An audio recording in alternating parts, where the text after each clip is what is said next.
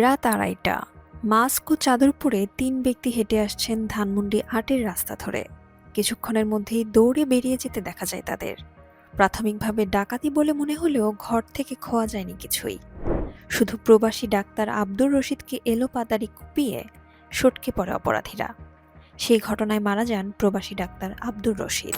ডিএমপির গণমাধ্যম ও জনসংযোগের উপকমিশনার মোহাম্মদ তালেবুর রহমান বলেন, গত সেপ্টেম্বর ও অক্টোবরে ৬৮টি খুনের ঘটনা সংঘটিত হয়। তার মানে রাজধানীতে প্রতিদিন গড়ে একজন করে খুন হয়েছে এই কিশোর গ্যাংয়ের হাতে।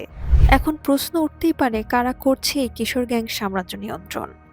অবিশ্বাস্য হলেও সত্য, প্রধান উপদেষ্টা ইউনূসের বিশেষ সহকারী মাহফুজ আলম, তার বন্ধু মোল্লা ফারুক ও ডাকসু নেতা আখতার রাজধানীর বেশিরভাগ কিশোর গ্যাং নিয়ন্ত্রণ করেছে।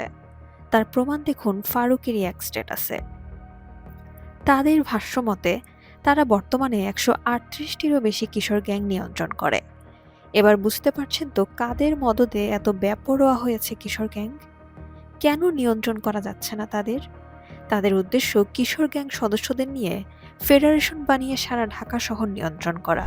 গত ৫ই আগস্টের পরে থেকে এ পর্যন্ত শুধু মোহাম্মদপুরে খুন হয়েছে ১০ জন, আর ছিনতাইয়ের ঘটনা আছে অসংখ্য। সব খুনের পেছনে ছিল কিশোর গ্যাং। গত ১০ই নভেম্বর নূর হোসেন দিবসে আওয়ামী লীগের ডাকা প্রোগ্রামে মাহফুজের বন্ধু ফারুক আওয়ামী লীগ নেতাদের কুপাতে কিশোর গ্যাং সদস্যদের উদ্দেশ্য করে বলে রামদা শান দিতে।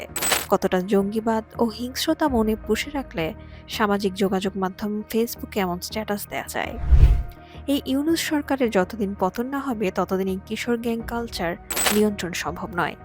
তাই দেশের আইন শৃঙ্খলা নিয়ন্ত্রণ করতে ও কিশোর গ্যাং দমনে আজই অবৈধ ইউনূস সরকারের বিরুদ্ধে আওয়াজ তুলুন।